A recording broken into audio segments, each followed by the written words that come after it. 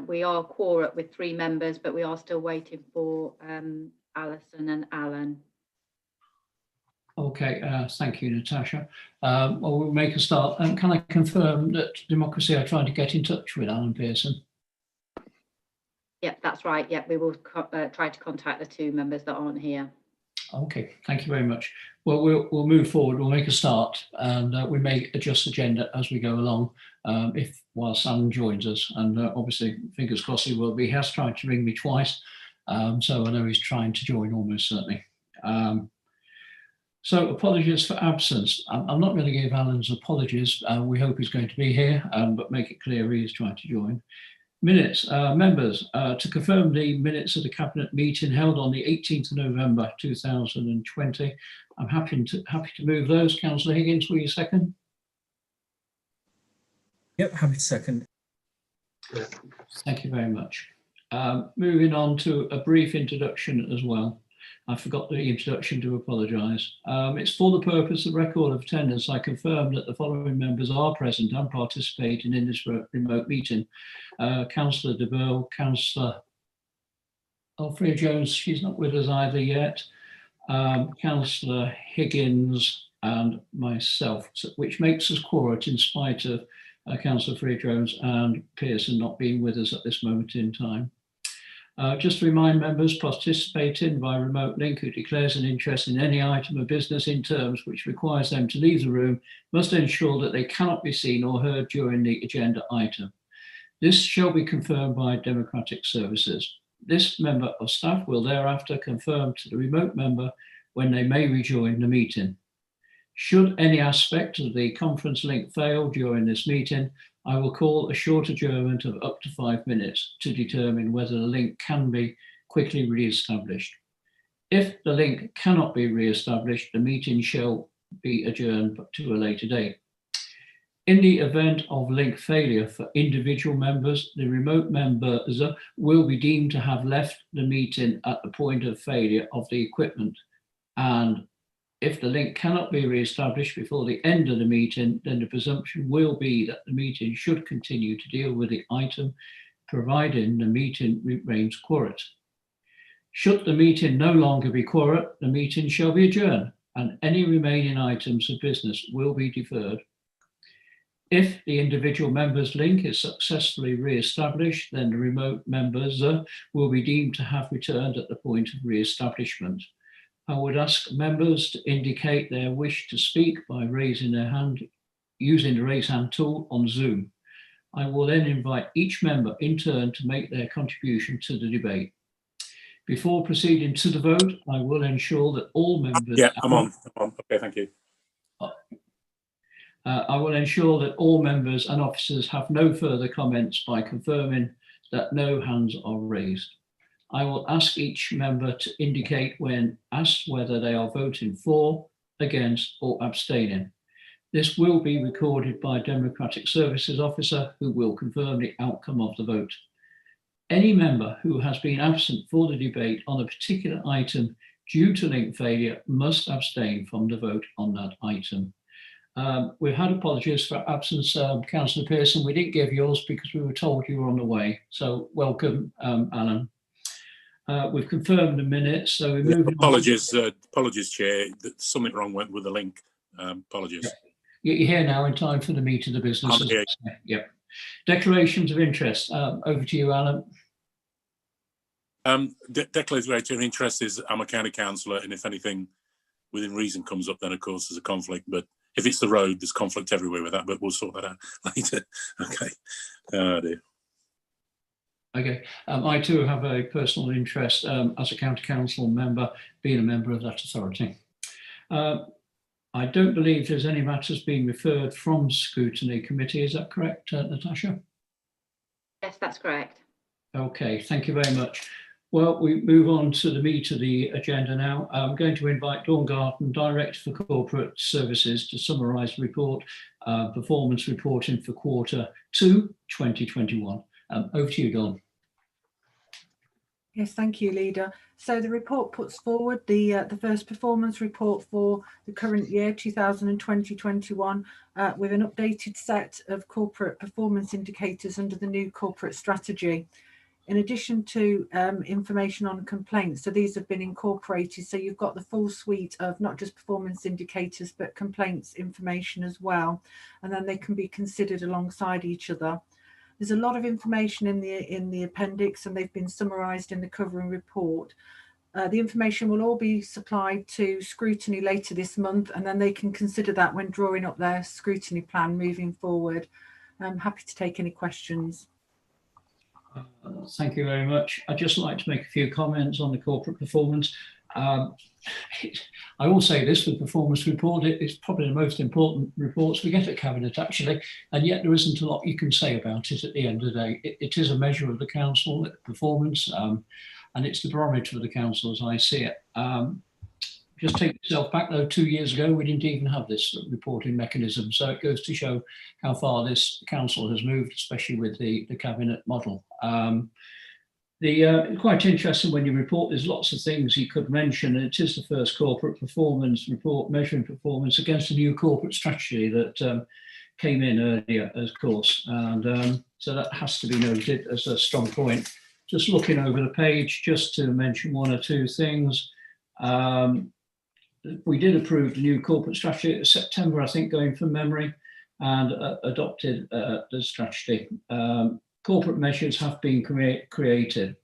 Appendix 1 to the report just sets out as 2021 Q2 corporate performance dashboard, and obviously it does provide updates on the key corporate projects and sets out the council's performance against what's called here a basket of performance measures. Interestingly enough, when it comes to 4.5, helping people, providing high quality council homes and landlord services. And yeah, we do have to make comment about the remarkable turnaround in housing on the regulator coming in roughly just over 12 months ago. And it is quite unbelievable, actually, the turnaround in that area. We have, I see here, 100% gas servicing through September and October, an increase in electrical safety from less than 60% in April 2020 to over 89% of the stock, and no outstanding Category 1 failures. It's important to me as a leader to congratulate Andrew Cotton and all his staff. And if you could pass that on, please, Andrew, and also congratulate Alan Pearson. I'm looking for him. There he is. Yep, the lead member for housing for all he's done. I understand is in daily contact with that department a lot. So although it is one of those reports, there isn't a lot you can say because it's all there. There's a whole load of information in there. It is what it is. And in general, we're performing well. We're going upwards all this time. So I do appreciate. Councillor Higgins, will you second, please? Yes, happy to second, Chair. Thank you. I open to comment to all Cabinet members. Chair, I have no comment. It's a very comprehensive report. As you say, generally speaking, it's we're improving in many areas. It's a warts and all report. It's almost shows every single thing that we're involved in. So it's a good report, and I support it fully. Thank you. Good. Alan, as lead member, particularly on housing, because housing is quite a focus in this report on that. Yeah, thank you, Leader. Just to give you one point, when you look, there's an improvement in to monitor how quickly we are able to make payment of housing benefits. This is simply, it's magnificent. When you look at it, we're one of the best in the country. We've worked really hard on that, and this is about people. So when I comment, when we say I think these people first, sometimes I don't believe a lot of people realise what goes underneath this, the work. I've just had a wonderful meeting with staff, frontline staff, with Andrew in regard to working with people, working with families, and the effort and commitment and support they give them. And it's all part of this. And this report is part of it. But there's underneath all of this is a group of people that care, that are passionate. We shouldn't forget that. And so therefore, as mentioned before, Ronnie's mentioned it, warts and all, but we're being transparent. We're doing our best, and there's a massive improvement in lots of areas. And this is very special. I think, you know, can you imagine in a few years' time where we'll be? It's really exciting. We just got to keep working on it, and I think we're improving all the time. So, to all the staff and everybody involved, congratulate them, and all the officers, and to, you know, to everybody, to the person that cleans the toilets when it's open. You know, great work. We're all in it together. Thank you. Thank you very much. I'd just like to add another. I noticed just scanning through the pages while you're talking now, Councillor Pearson, homelessness, percentage cases where homelessness was prevented. I know this is an area you've been focusing on personally, and fallen to 14%. 14% still too many, we know that, but it's fallen. So well done to the department and also you again. Well, can I mention, Leader, that a report this morning, a brilliant report that, and I did send it to all councillors, that people in bed and breakfast, etc., we've dropped now down from something like 17 to 19 to 4. Yet there was some report made today about a certain homeless person, but we followed it through. I personally follow them through, and you know, we have to take each case as it comes. We have certain regulations and rules. We bend over backwards for every person that presents themselves. I know that, and we're getting better at it as well. But so therefore, yeah, we're working on it. My concern is, Joe, with the COVID, and everybody here agrees with me, I guess, with the current financial situation, companies that we've got to prepare ourselves potentially for this to get worse. But I think on our performance now over the last few months, we'll be well prepared. Okay, department's getting stronger. Councillor Higgins. Yeah, I think just to reiterate what Councillor Pearson was saying, the Leader, namely, a couple of weeks ago, I had a call through Facebook, I think, of someone who was homeless, and I think I had discussions with Andrew at the time with, you know, the housing options team, and the response was very quickly. But equally, it may be very difficult sometimes when people present as homelessness, even when the council is offering support. Sometimes there are reasons that the individual doesn't then accept it, and the council or the authorities have to then move on. They can't keep these places free. But on a personal basis of someone who contacted me about 2 or 3 weeks ago, and Alan, thanks for your help on that. I know the council has acted very, very quickly on that to support housing. And I would like just to say, I think of the 28 councillors we have at Melton Borough Council, I know this is an important point for all of them. And homelessness is something that can be creeping up, but Melton's been addressing that, I think, as you were saying earlier. Thank you. I'm not a person who likes to name drop. I always said that to Prince Charles once upon a time. But I've got to remark, Councillor Higgins, I do know you've got a Christmas card in the back there from Boris Johnson, the Prime Minister. Well, it's if you're just going to introduce that, I'll just slightly thought it worth mentioning. Correct you. So yes, it is from the Prime Minister and Carrie Simmons as well. So there we go. I recognise the dog. Yeah. So. Natasha, before we go to the vote, I didn't see Alison. Welcome, Alison. I know you weren't there at the start. I didn't see you creep in. Can you confirm if Alison can vote on this or not, please?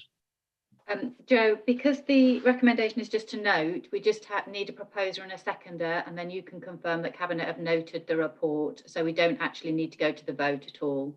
Okay, I did recognise that. I just maybe best if Alison just keeps her, comments down, shall we say. So I look towards Councillor Higgins, DeVille and Pearson. I'll read out the recommendation that we note the contents of the report and provide any observations or actions to the relevant officers accordingly. Are you okay with that we've done all that? Yep, thank you very much. So I confirm that the Cabinet have noted the report. Thank you very much. Moving on to the next item on the agenda, the Food Enterprise Centre. I invite Pranali Parikh, Director for Corporate Services, to summarise the report, please. So over to you, Pranali. Thank you, Leader. This report is a very positive, ambitious plan for establishing a food enterprise centre in Melton. Council's corporate strategy did identify it as a key priority to establish not only a food enterprise centre, but also to wider enhance and reinforce the Melton's identity as a rural capital of food. This report identifies the activities and projects that are being undertaken or proposed to plan going forward to do just that and achieve the key objective of our corporate strategy. Melton is one of those places which is very fortunate to be synonymous with a very iconic food product, which is our Melton Mowbray pork pies. And that doesn't happen often to achieve that kind of iconic status and brand identity, which is kind of available on every supermarket, every shelf in every supermarket. And it becomes a very household name. It puts Melton on a very different map when it comes to food and high quality products. That's based on the history and heritage and tradition, and other brands like the Stilton cheese or Biva drinks have joined forces with the pork pies since. But if you look at Melton's economy, food production is our key economic sector, with about 3,000 people being employed in this particular area, working towards food production and engaged in a whole range of activities, whether it is about production of cheeses, whether it's about looking at the wider whole range of products going through the contemporary lifestyle and filling our household shelves and fridges, but also looking at going towards the future, looking at future and coming up with innovation, coming up with new trends and setting the food habits for the whole country. So it is an important sector for us, and that's why our approach in terms of not only supporting it, but reinforcing and enhancing it is quite a crucial one. What this report does is sets out proposals in relation to establishment of Food Enterprise Centre. Now, when we say Food Enterprise Centre, we are looking at it from a very different, 5 different angles. One, by working with and enabling farmers and food growers in our areas. So starting from the whole base core route of our supply chains. Second, by facilitating development of employment sites, looking at the whole range of facilities we can provide by developing the sites allocated in our local plan. Third item is about providing technical support to the businesses so that we can help them retaining in our area, but also help them grow in their size as well as their ambition. Fourth, about developing skills by working with educational establishments, not only within our area, but also using the skills and expertise from neighboring areas like University of Nottingham, University of Leicester, and the wider educational establishments. And last but not the least is the enhancing experience on our high street, on our within our town centers, but also within our rural areas by connecting food production and food experience places and creating that whole farm to fork approach. So in order to do this, we did apply for funding, and we were very successful in receiving £100,000 worth of grant money from LEP, from Business Rate Pool money. And Council agreed in April this year to match it by our own investment of 50,000, making it a £150,000 project. And what is proposed in this report is outlining a range of activities that helps us creating a wider and detailed business case for the next phase of the Food Enterprise Centre. What these activities include is having a presence and on-site production units, as well as development kitchens on our cattle market south side. Now, cattle market is a very important part of the food production and supply chain in our economy. And the cattle market site has been developed quite well over the last 5 years, but it still has tremendous potential. We can still do much more. We have got a business already established, which producing on-site production facility for beer. And we are planning a couple of other similar units in our fur and feather shed to create a cluster of businesses with on-site production, training, classrooms, development facilities, as well as networking possibilities on our site. Second bit of work which is planned is establishing either for a temporary purpose or for a long-term development kitchen space. While we talked to lots of businesses last year, we realized that that's a demand, there is a need for businesses, whether you are a large business or a small business coming up, starting from your garage, you need a kind of development and experimental space to trial out a product, but also connecting those businesses with food technologists and technical niche support being provided on site. So we are looking at not only physical facility for development kitchen, we are matching it up with on-site presence of technical niche business support, which can make the link between lab spaces, technical spaces, development spaces, and businesses, by also working with the university and college and making a wider proposition for developing the skills and connecting those new graduates coming out of the college to the businesses and putting them on the labor supply chain. Other thing we are proposing is that by just doing and acquiring this support on site is not enough. We need to do promotion and marketing. So a part of the proposal also includes creation of a new website and a new branding identity for the Food Enterprise Center by working with our educational as well as private sector partners. So that is the key bit of proposal, which is outlined in the table in paragraph 5.8 of the report.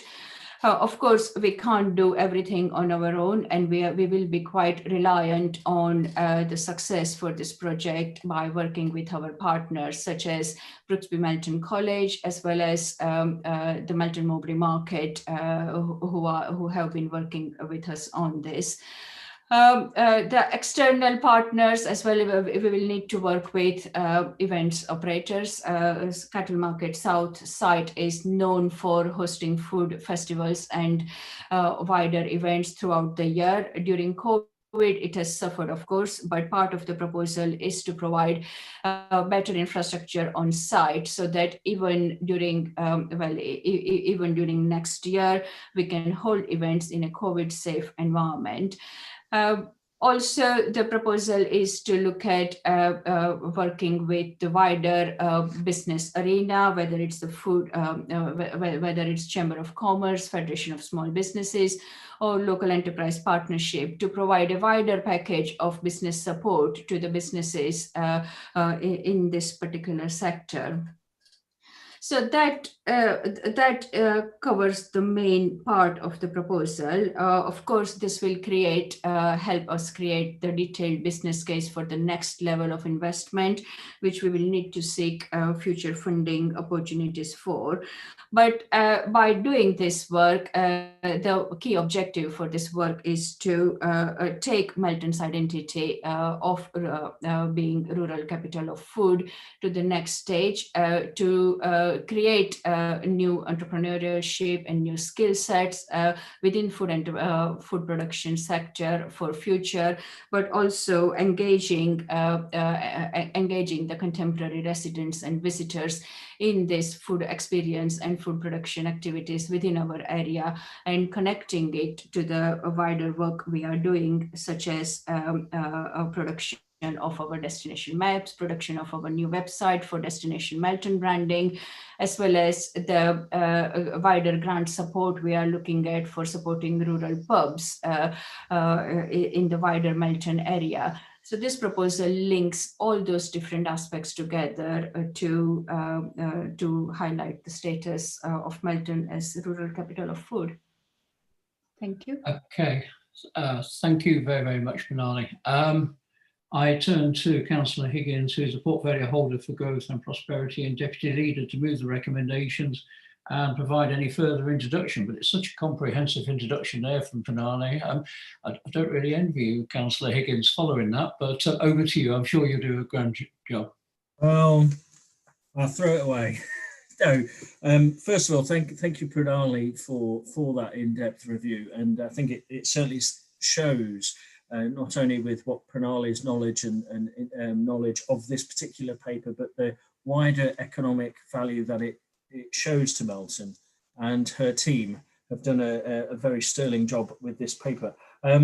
So I wrote down on this, to me, this is a paper which is one of those linchpin moments. It's not just about a food enterprise centre, though I'm moving the recommendations at 2122, which firmly establishes a food enterprise centre. Melton, I've just come off the members advisory group, which is between other district councils, our friends at Leicestershire County Council and Leicester City Council. And Melton is a strategic growth area in the Leicestershire growth plan and the strategic growth plan that we have all adopted. And that is a good thing. And in terms of that, with our local plan to build houses, but it's not just about housing as well. And I think we've established that before. Melton certainly is looking for growth, and to make sure it's sustainable growth and growth that creates employment, which I think, as Pranali was saying there. And if I can just take this opportunity, Leader, because it's our last meeting before Christmas as Cabinet, I'd like to thank the hospitality sector for the very difficult times that they've had to endure for 2020. And Melton, as the Borough Council, has been certainly on their side through work that it's done, and continues to press hard their case to ensure that they receive the adequate amount of funding from government if they're in a closed state. And I know the Tier 3 announcements are today as well, as tier announcements are there as well. In terms of that, as Pranali said, we're looking to enhance the food to fork ethos, and we're looking to put other initiatives around this particular plan to make sure that Melton has a wider benefit from any growth, such as a rural pub grants, which we're looking at for 2021. And including in that, we have over 3,000 people who are employed in this sector in drink manufacturing. And so it's not just about food manufacturing or making a sandwich or making a pork pie. We also have, one of the largest pet food manufacturers in the UK and the world. And I would like to also just pay tribute to the brilliant food scientists that they have at Master Foods, which is, most people will know as Pedigree Pet Foods. And Ronnie, I know you used to work there as well, as a lot of people do now. But to turn on to that, and it will be food science, the chefs that come into this area that will drive our economy and, rid us of hopefully this awful virus and keep that employment going. And then, as I said about the linchpin, and I think as Pranali touched on, it is then the link to tourism. And it's not just the day trip tourism that we're trying to capture, it is the overnight tourism part. And we're getting some great awards in our areas, and just two that which happen to be in my ward, but the awards from the Good Food Club, which is the Stag and Hounds Borough on the Hill with Best Fine Dining Experience for 2020, which is run by Dom and Antonia. And then there's Jan McCourt, who the Northfield Farm, and the food that they make in their little butchery in Cold Overton, and then they sell their foods at Borough Market in London. And these are all bringing back wealth back to Melton and putting us on the map here. And so hopefully then we can not just attract those jobs, those chefing jobs, those hospitality jobs, but food science as well. And I think this food enterprise centre is going to be fabulous for the particular site where it is located in Melton Mowbray. It will hopefully drive more regeneration in and around that site as well. And then it will make a difference in our tourism makeup, which we have been very successful on for the last 20 years. But it'll offer a new kind of enterprise and an attraction for people to come to Melton and enjoy what's here in Melton.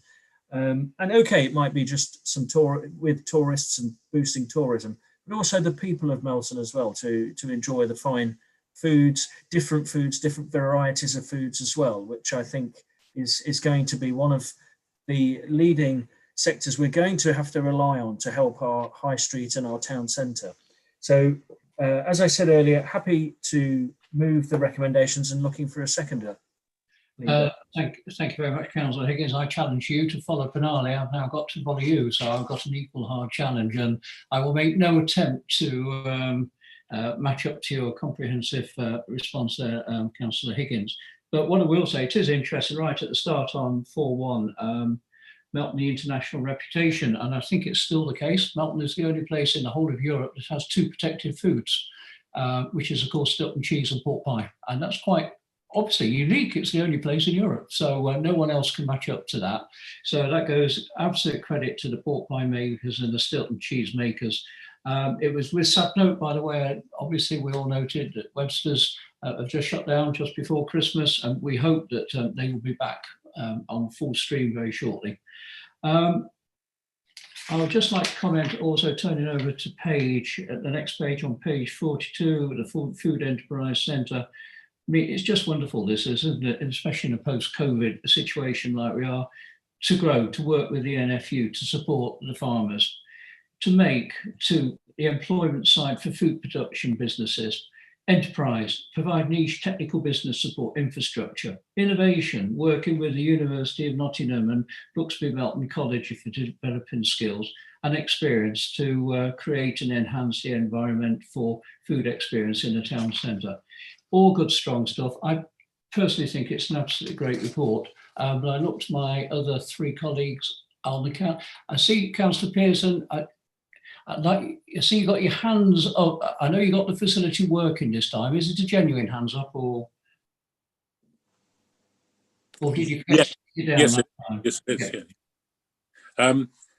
It is a wonderful experience when you walk into a supermarket called Coles in Western Australia, and you go to a certain counter, and there's Melton Mowbray pork pies and Stilton cheese from Melton Mowbray, and that it's not just national, it's international. Yeah. And I think there is a place called Melton in Victoria, and I think some guys from Melton years ago, I don't know when, Joe, went on a trip and started some sort of village in Australia, and it's called Melton, one of the outer suburbs or villages or towns in Victoria. So the history of Melton is amazing. I think we should never forget that. And the reach isn't just national or Europe, it's international. And I talk to my friends in America and New Zealand, and they know about Melton Mowbray pork pies and the Stilton cheese. So there's history there.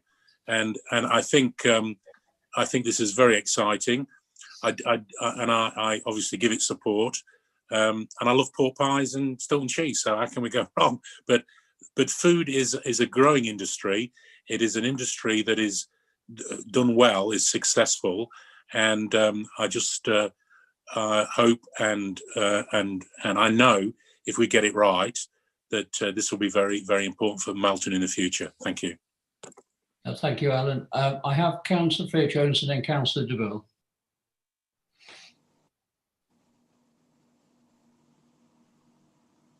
Thank you. My apologies for being late to the meeting. Work got in the way, unfortunately. I'd like to say well done to Pranali and her team for continuing with this project throughout a really difficult time. And obviously with COVID being an extra consideration to take into account while doing this, I think I'll be most looking forward to the economic sort of investments, improvements in Melton coming from the back of this project.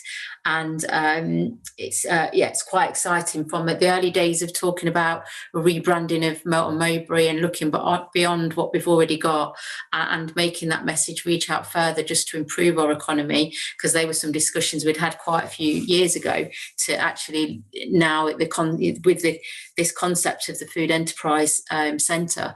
So, it's a long time coming and it's been a lot of hard work. So well done for that. Just a quick question.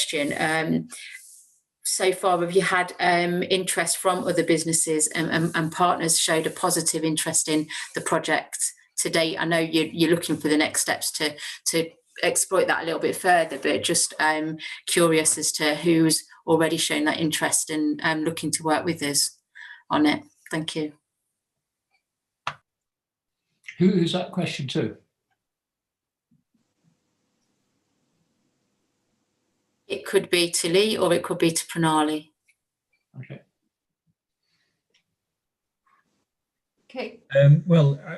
Yeah, good question. I will pass to Pranali. I know there has been some extensive questions and investigations in terms of what's there and trying to work with various partners that have been on the site. And I think this has been something that has been evolving over the last 2 years. And I know obviously it says in the paper, we've been talking with Brooksby Melton College, working with the market partners at Gilstream as well. And then also we've been talking to tourism partners as well. So I'll let Pranali talk about some of the other, because there might be some commercially sensitive stuff as well. So I'll let Pranali talk about that, if that's okay. Over to you, Pranali, and then we'll go to the vote. Okay, thanks, Lee. Yes, I agree with what Lee just said. It's all those partners we have already been talking to in developing this proposal so far. But last year, we used some of the grant funding received from Midlands Engine to do a survey with all our food production businesses to understand their needs, their demands, their growth requirements, and what would they expect from the council, or what could help in terms of retention and growth of their businesses within our area. And that information has fed into how we have designed the activities for using this funding. So the activities we are proposing are as a result of what we heard from businesses as part of their requirements or need for them. So development kitchens, the technical business support, on-site production units are all part of that business engagement. But the main thing is that by doing these activities over the next 12 to 18 months, we want to build up more on that evidence base that, yes, they have said to us that that's what they need, but how many businesses actually want to use it and how many businesses would be willing to pay for it, and all those details going forward would come out of the work we will do over the next 12 months. Thank you very much. Yeah, that answers the question. Thank you. Thank you very much. Councillor de Burle. Thank you, Chairman. Yes, I too would like to congratulate Pranali and her team. There's no mean task taking on the role that she's taken on in terms of regeneration, because after all, that's what it is, and growth, of course, for Melton. We all agree that Melton's a very different place to the vibrant place it was when I was a boy. That was in the 50s, a long time ago, but it was really buzzing in those days. Something different now. We needed a unique selling proposition, and linking to our strong connection with food as a provider, we get that. That gives us it, and that is the thing we're capitalising on, and it's absolutely key. Agriculture in the 50s to international brands, marvellous move. It's really nice when you move to different parts of the world and you come across products that you know are made in the local area. Pork pies, not so much in Indonesia and Malaysia, but you certainly come across things like Stilton cheese and beaver cordials, which hasn't been mentioned. I mean, beaver cordials, for years I've found them in all sorts of obscure places around the world. They've been flying the flag massively. In fact, Gerald's Bottrell's geese appear in many parts of the world as well. You'd be surprised how many people in Singapore order a goose from one of Gerald Bottrell's geese, probably via Harrods, but they do. So it's very important, and it's important for us all and for Melton Mowbray. So yes, more power to your elbow, Pranali, and to you too, Lee. So thank you very much. Okay, thank you very much, members. Recommendations. We have had a proposal from Councillor Higgins at 2.1 to notes the work undertaken to support the promotion of growth and prosperity within Melton, and 2.2 to approve plans to establish a new food enterprise centre in Melton and notes the resources allocated and the next steps. I have formally seconded that motion. Members, I ask you to use your hands up facilities if you're in favour. Sorry to interrupt, but Alan's got his hand up, and I don't know if he had a question. Sorry. Oh, it's gone. No, I'm voting. I'm voting the. Down. Yeah, it was Alan. Sorry, it was just before. Yeah. So I could ask you to put your hands up now, please. Yeah, my little gadget doesn't seem to want to work. So okay, we've got Ronnie, we've got Lee, we've got Alison, and we've got Alan. So I turn to Democratic Services to confirm the outcome of the voting, please. That was unanimously in favour of the recommendations. Thank you very, very much, Natasha. We move on to the next item, which I presume is the South Sustainable Neighbourhood Master Plan at item 7. Can I ask before we go any further, Natasha, I haven't been told if we have any other members of Melton Borough Council listening in to this broadcast? Yes, we do, Councillor Orson. Did you want me to let you know who else is, the other members that are here as attendees? Yes, please. We have Councillors Evans, Douglas, Cumbers, Chandler and Bindloss. Thank you very much, and welcome, colleagues. And like I say, it's good of you to spare the time to listen. It is a very, very interesting agenda on this. Cabinet's always an interesting agenda, but this one more so. Now we move to the South Sustainable Neighbourhood Plan update. There's been a series of emails before this because obviously there were developments yesterday following the County Council's Cabinet meeting at 2 o'clock. I seem to remember we had an email about half an hour before the start. Is that the new agenda item for this one? Can you confirm that, please, Natasha? Yes, that's correct, Councillor Orson. That was the publication of the report. Okay, and that's different to the order paper, is it? The recommendations that are on the order paper are the correct recommendations. Okay, fine. Thank you very much. That's what I wanted to know. So I move on to the meet again. I'm going to invite Jim Wardy, the Assistant Director for Planning and Delivery, to summarise the planning related elements before handing over to Dawn. Over to you, Jim. Thank you, Leader. The very existence of this report may come as a pleasant surprise to you, of course, because we'd understood this matter was concluded earlier in the year. But pleased to say Homes England extended the deadline for in the HIF to the LCC, and therefore we've had a stay of execution, and that extends to mid-December, which by my reckoning is about right now. And it's very pleasing that we're invited by colleagues at the County Council in about a month ago, roughly speaking, to work with them and really quite intensely towards collating the various items that Homes England require in order to satisfy their pre-contractual conditions and allow them to move forward and accept the award. Of course, we've always wished to work collaboratively, and this was positive news, and it brought the developers on board as well, and we're all working hard to try and make the grant a reality.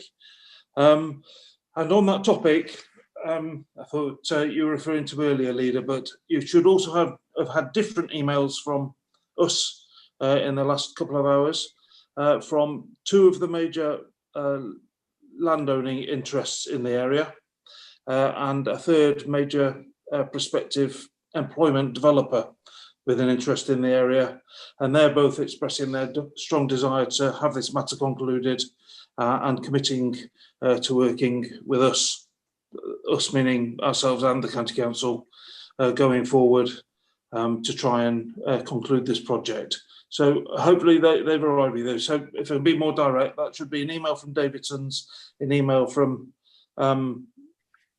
Greenlight, and an email from TrueFrame. I think they were all forwarded to you almost the minute we got them. Thank you very much. Are they all with you? I've a bit more to go through before Okay, sorry, Jim. So that's just updates, really. So in terms of the substance of the report, chief amongst the documents Homes England require is the development framework, which is Appendix A of this report. So we've been involved in that, Sarah Legg and I, and we are asked to approve this as a baseline on which to produce a new master plan in the future, which in turn will guide future development proposals. And you will notice it only takes a glance at Appendix A, given your familiarity, that it deviates from the local plan in a couple of respects. Principally, it's a larger land take, and secondly, top of the heap is that it substitutes some housing land for industrial land and then replaces that industrial land elsewhere. Now, the reason for this is that it's trying to up the number of houses, and the reason for that in turn is twofold. Firstly, to drive viability. The greater number of houses, the more can contribute to developer contributions, and they can then support the very large tickets involved here for principally roads and education, and quite a long list of lesser matters. But also because the HIF bid was always predicated on maximising development potential, seizing opportunity and accelerating development. So the broader area and the new configuration is trying to achieve all of those things.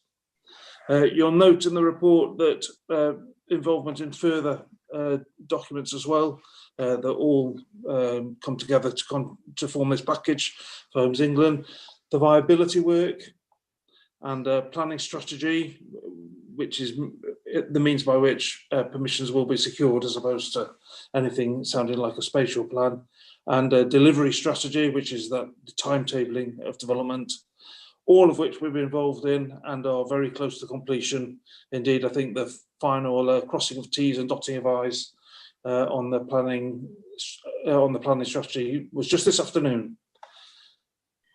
So before I leave this aspect, I think it's just worth me drawing out that the development strategy is not in itself a substitute for a local plan or anything like that.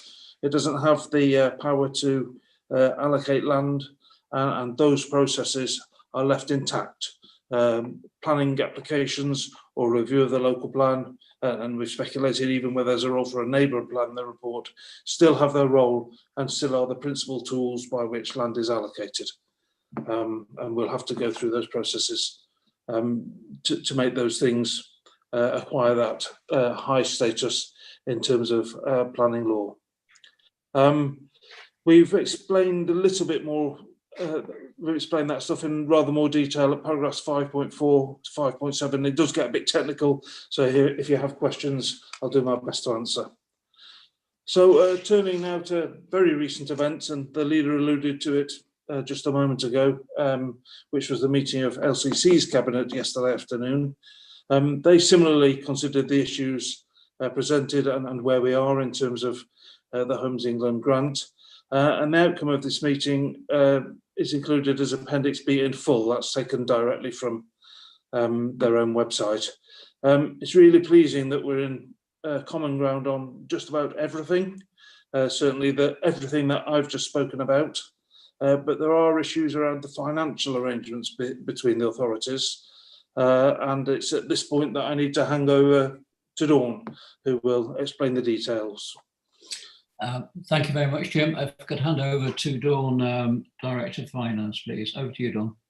Yes, thank you, Leader. I think it's just worth starting with a little bit of background first on the financial side. So members will recall when we first started discussing the financial risk sharing basis for the development with the County Council. This was on the basis of tax incremental funding. So in other words, there was at that time a financial benefit to the council, Melton Borough Council, of development in the area in the form of new homes bonus.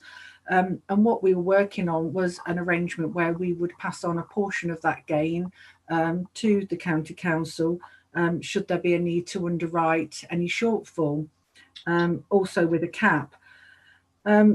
New homes bonus is being phased out, so therefore that's no longer a solution. And I think, as you've seen in the report, there's not actually at the current time, once that grant is phased out, any financial benefit, direct financial benefit to the council of the development.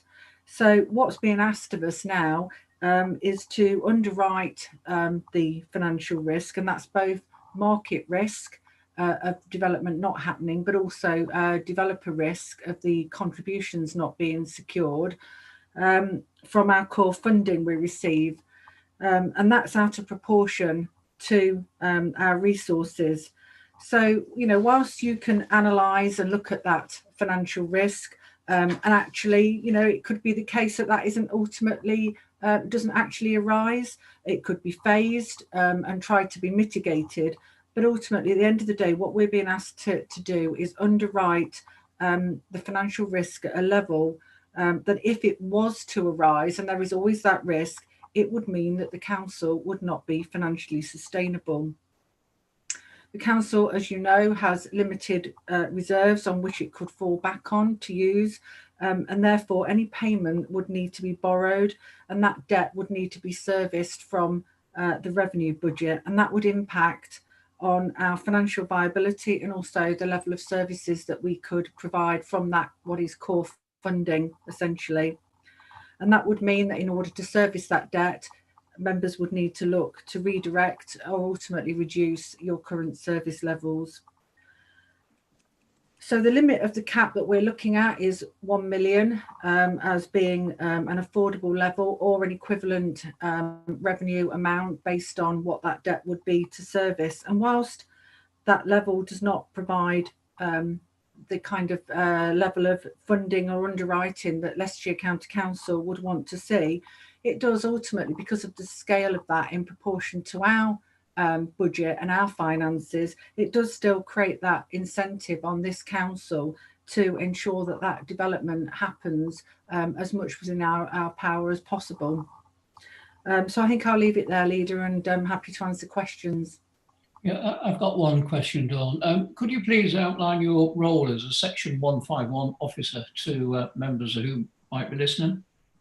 Yeah, so under that, the Section 151 of the Local Government Act 1972, I'm responsible for the financial affairs of the council and to give advice to members. And ultimately as well, you know, if I feel that the decisions you're making or are not financially sustainable and you've got the risk of not balancing your budget, then I'm obliged to inform you of that risk. And in my opinion, if you were to enter in to a risk sharing arrangement at the level that the county council is requesting of several, if not tens of millions of pounds, you are putting, if that arose, this council's future financial sustainability at risk, and potentially, you know, that would be unlawful to enter into such an agreement, knowing that you couldn't afford to actually pay over that money in the future.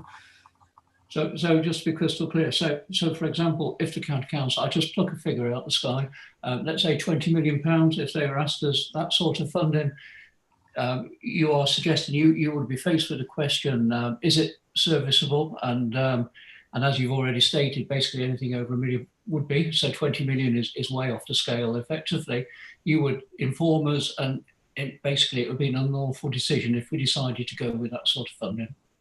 That's right, and you know, even if you know, there was a limit that you would be prepared to make certain savings at, you would have the costs of incurring those savings, because ultimately we would be looking at staffing reductions, which would carry they'd carry one-off costs associated with those, which again we would not be able to meet from our limited reserves.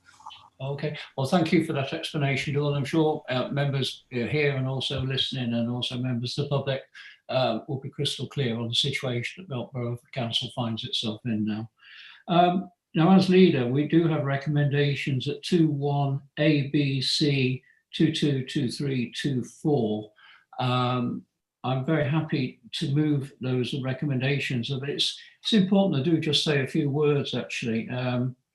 And I'm going to echo some of the words that Jim said. I mean, basically, we got to last March. I've been involved in these conversations now with the County Council for 1 year, 10 months, I believe it is. And it's when the Chief Executive first met with myself, Chief Executive of Leicestershire County Council and the lead member for resources at the County Council. And interesting meeting. I've never actually been in negotiations with a partner before, so it's been quite interesting to me. Normally, when I've been involved in private negotiations, it's always been involved, okay, people you know, you have a common aim, but not quite partners. And this, of course, is with partners. And that meeting ended with a request from the council that we were to fund something like £2.5 million a year out of an incredibly small budget. And I have to admit, I was quite taken back by from that demand, because it was simply not tenable, full stop. Anyway, discussions did carry on, and we got to last March, and obviously we did come to a stop effectively. And it was really disappointing, actually, because the county council just didn't get back to us. It was disappointing. In March, we did put forward the idea of a board to work on this project together, to have regular meetings a month apart, I believe it was, going from memory. We didn't even get an answer to that request. And so disappointing from a partnership basis. But I have to say, it's great news, absolutely great news. And thank you, Leicestershire County Council, for coming back to us. As Jim said, it was a bit of a surprise. We weren't expecting it. I think Jim said 4 weeks ago. I think it was a bit more than that, Jim, if you don't mind me saying, but not much more. And since then, the work between Leicestershire County Council and Melton Borough Council on the plan has been second to none. And I congratulate both councils. And as Jim said, basically everything is agreed, it's all sorted, and that is absolutely great. We all want the same things. We all want the same things as True Frame, Davidson's and Green Line. So, and thank you for those developers getting in touch with us. Your comments have been noted, and the Chief Executive, I'm going to put him on the spot, he will respond to you within 24 hours of this meeting. He nods yes. So yeah, you will get a response from that. So thank you for realising it. And we share all the sentiments, and I truly believe Leicestershire Council, we all have the same aim. We all want that road. But the problem is finance, of course. And it's always down to money, isn't it? £1 million, we've already heard what our Section 151 officer has informed us, and the dangers of going on over the £1 million cap. I'm also just a little bit confused over the County Council, because effectively, what they're saying is the risk is just too great for them to handle, and they need to transfer some of that risk to Melton Borough Council. But the justification of why we should go over £1 million, in other words, take more of their risk, is a likelihood that the risk realised is so low. But these things can't be true, actually, when you think about it. Because fundamentally, if the likelihood of the development is so great and the risks that the agreement would ever be triggered so small, then there is little value in the County Council transferring it to us. If, on the other hand, the risk is too great for the County Council to hold, with their annual budget approaching 500 million, then how is it credible to transfer the risk to an organisation with a budget of only £5 million?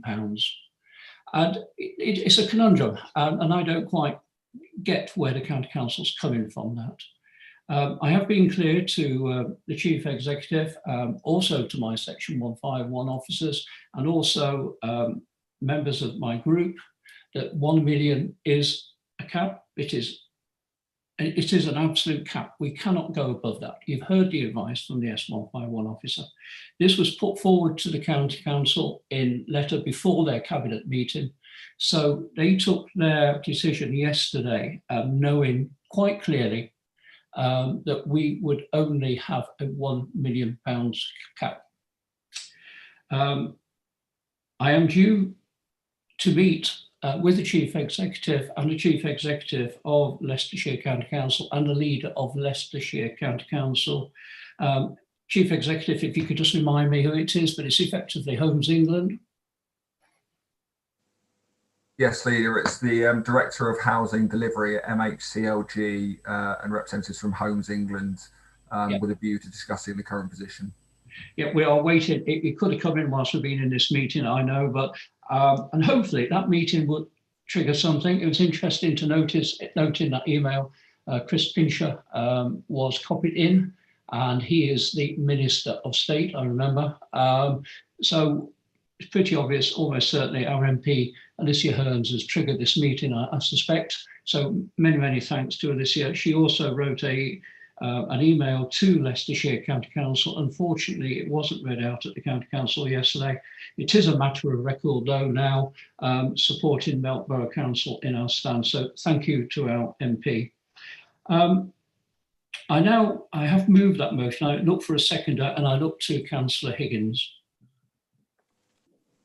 Yeah, I'm very happy to second that, Leader, and I fully support everything you just said, and I'd like to also place my thanks on record to our MP Alicia Kearns for her support of and recognition as well of what Melton has been trying to achieve with its budget of £5 million to ensure we get this part of the road delivered. And I'd just like to just also put on record and tribute is thanks to the Melton people all the way through while the local plan was being established. The good people of Melton recognise that the importance of this. And I think it's always very easy to say, some people say that they don't want housing development in their own backyard. And I think if I can say, not only just with the Melton people, but you know, the councillors in this term and the councillors in the previous term, they have taken the bull by the horns on this because they know that this development can get this bypass through, and specifically this paper is on about the south. So I'd like to put on record my thanks and gratitude to those people. I think in terms of what the Section 151 officer was saying as well, is to service a debt of a figure you raised, even if it was at 1%, would be equivalent tax rise just to service the debt. It could be an equivalent tax rise, and I'm using Dawn's rule of thumb calculations here, so I might have this wrong, Dawn, but I think the serviceable element is a 6% council tax rise just to service that debt. And if we had to pay the full 20 million, that would be an equivalent. It wouldn't necessarily happen. It would be an equivalent of, I believe, 600% of council tax rise. Now that is just, I think, as you said, Leader, that it just doesn't fit. So it's just an unreasonable amount to expect the taxpayers to do that, and it's not tenable. And transferring the risk, it's still the public pound. It's still the Melton taxpayers' pound that would have to still pay for it. But I fully agree, and you know, Leicestershire County Council have worked very hard on this. Melton Borough Council have worked very hard on this. We want the road to go ahead. It will be in the interests of Leicestershire, not just Melton, that this road goes ahead. A lot of the traffic comes through Melton to go to other parts of Leicestershire, and it will help people, you know, access the great part of Melton Mowbray and the wider borough as well for our tourism and our food. So yeah, very happy to second your proposal, Leader, and I think let's keep talking. Let's find a way through, but it cannot be to a point where that this council cannot then meet its fiducial responsibilities and statutory duties. And for example, you know, if someone then turns up homeless or whatever, and we can't do anything, or we can't even collect the bins because the council is in effect bankrupt, and so you can't, I don't want to say blood out of a stone, but if it's not there, then we can't do that. And just to add on that, is because it comes under my responsibilities, growth and regeneration, is I think that with the planning committee and with Mr. Worley's team, the significant amount of Section 106 that we're extracting out of these developments, I believe it's 99.5% Section 106 we're collating back to our friends at the County Council and other partners as well. We have a very good record at challenging developers at getting, you know, when they say that they can't afford to put the Section 106 monies in, we have an extremely good record at getting that delivered. So I've got every confidence in Melton as the local planning authority of extracting that value to secure that funding long term for the road, Leader. Thank you, Councillor Higgins. It's 99.8%, by the way. So there you go, even more than what you said. I have Councillor Freer-Jones and then Councillor de Burl. Thank you, Leader.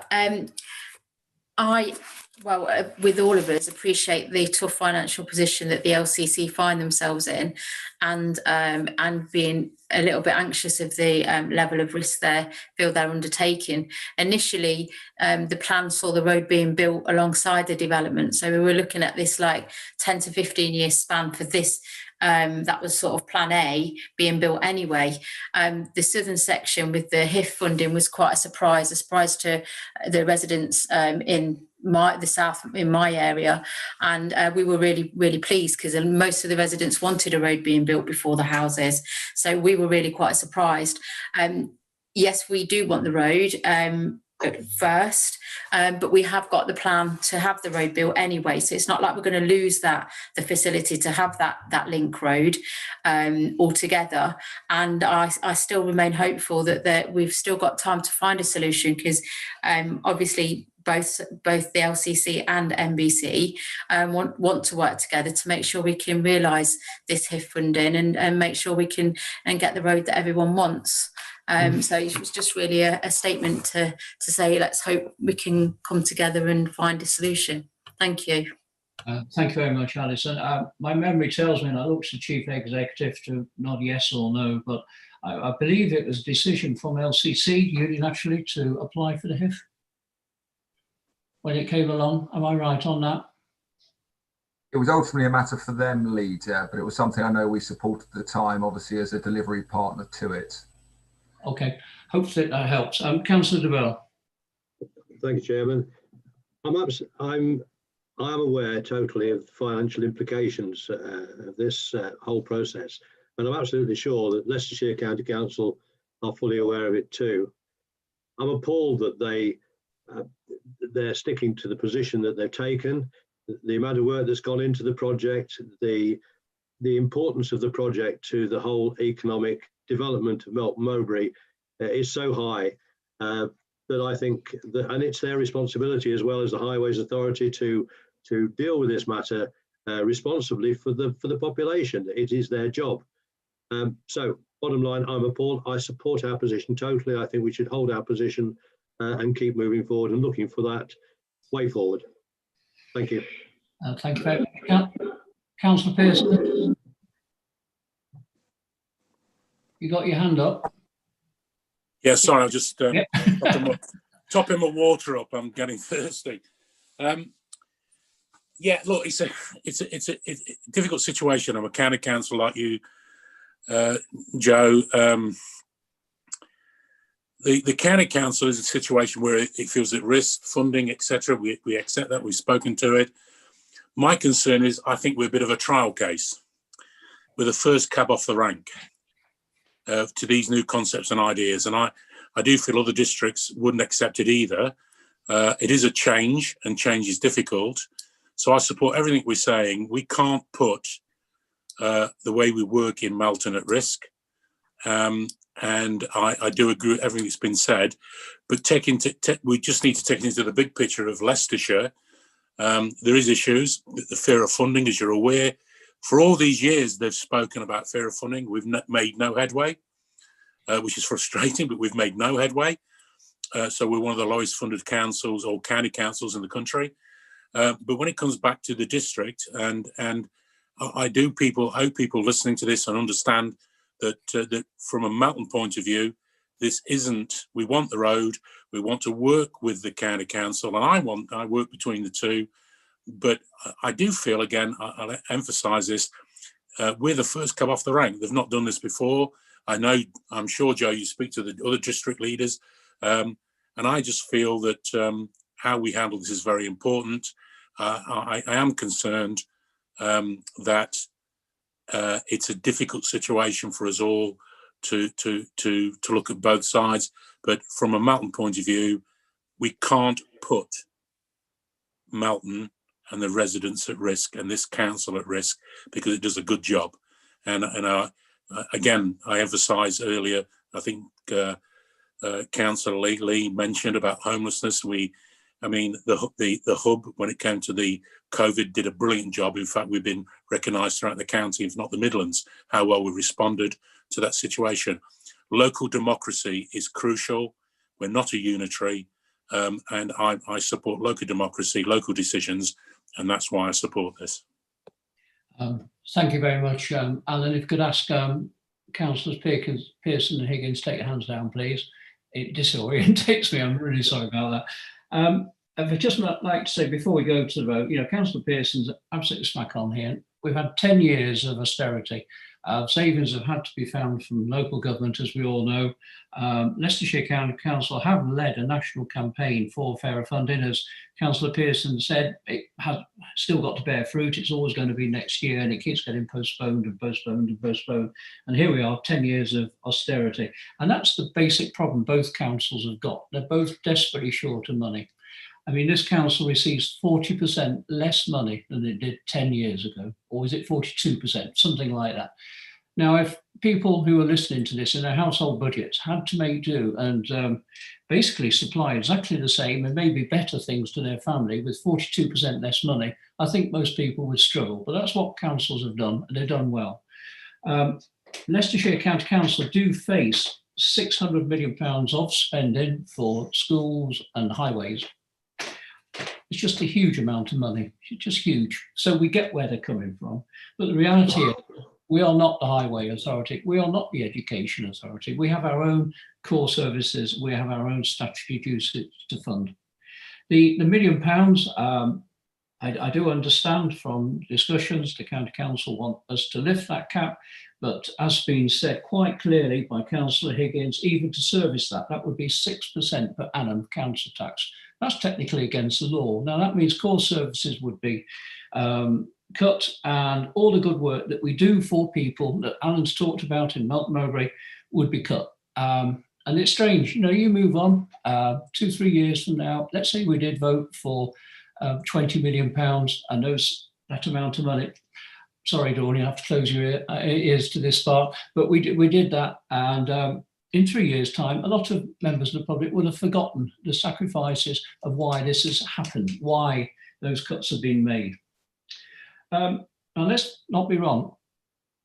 Melton Borough Council, myself, the Cabinet want this to work. We want this Southern Link. The County Council are desperate for the Southern Link too. They put huge amount of resources into this, and I genuinely can't thank the leader enough, and also lead member for resources, for working so hard on Melton's behalf. It's also good to hear that True Frame, Davidson's and Greenlight have also contacted us too, and they say they're also committed to this project. They also want to work with LCC. They also want to work with NBC. So that is just great news. It is a shovel-ready scheme. That's why Homes England almost certainly have called the two chief executives, Ed and John Sinnott, and the two leaders, Nick and myself, together, because they see this as a shovel-ready scheme.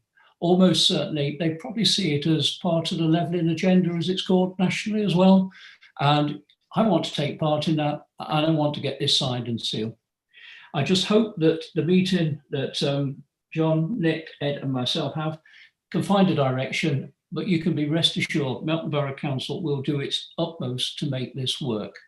But as leader, I am quite clear, we cannot afford more than £1 million. It's £1 million more than we have to offer because it is highways and education.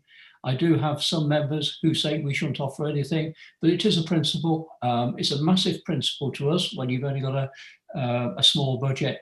Might not seem a lot to Leicestershire County Council. Their budget's £500 million. Ours is £5 million. So I think Ed says 100 times more than us. And that's where we are. So now I'm going to Councillor de Burl. No, sorry. I thought you wanted to speak. We've had the recommendations moved at 2.1 A, B, C, 2.2, 2.3, 2.4. I would like you all to raise your hands in favour, please.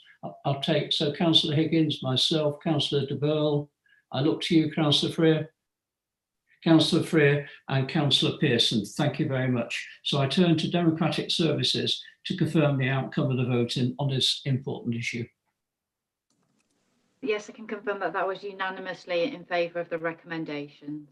Thank you very much. For Cabinet colleagues, obviously Ed and I will update you following any meeting we've had with Homes England as quick as we can following that meeting.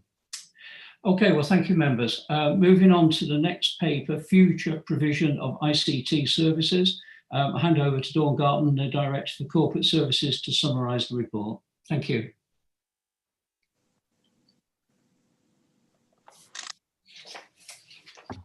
Yes, thank you, Leader.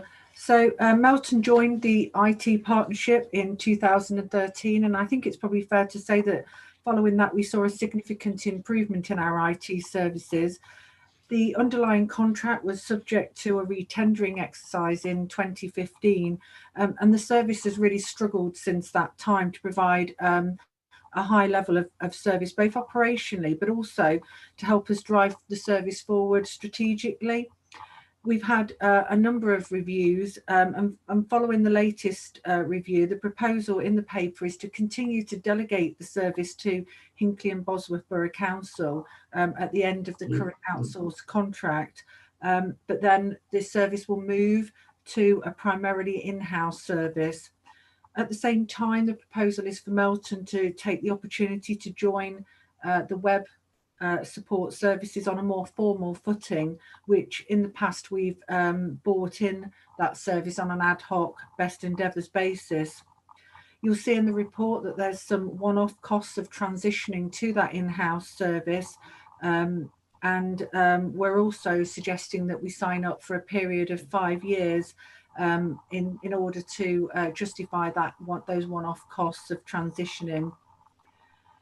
Some elements of the service, and I say because I said primarily an in-house service, so there will be some elements of the service maybe placed with discrete suppliers depending on the level of expertise required, and it may be as well that individual partners may lead on certain elements of the service as well.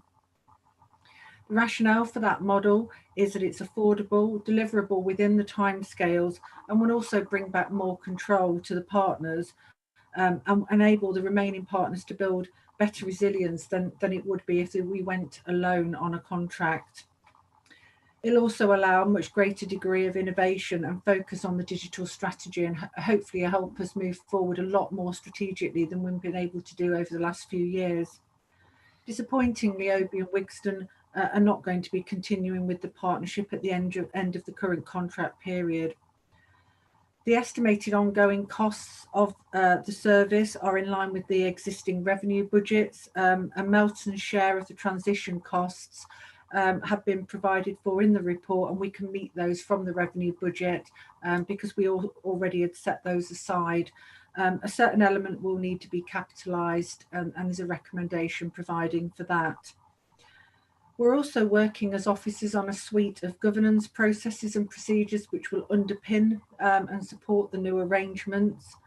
And once the practicalities of the service transition have been implemented, it is clear that by working together, we'll have that opportunity, as I said, to develop further our digital services in partnership.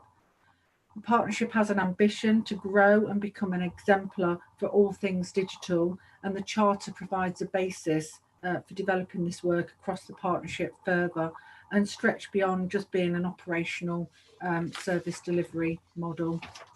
Thank you, Chairman. Thank you very much, Dawn. I do turn to Councillor de Burgh to move the recommendations to provide any further information, please. Thank you, Chairman, and thanks, Dawn, for the excellent report. I'm pleased to propose the recommendation outlined in the report.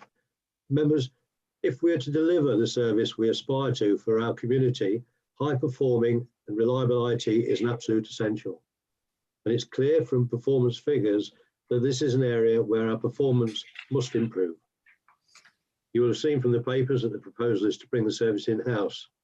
By bringing the service in-house, we will have greater control over the resource and gain maximum benefit from the efficiencies that are available from the flexibility that will be provided.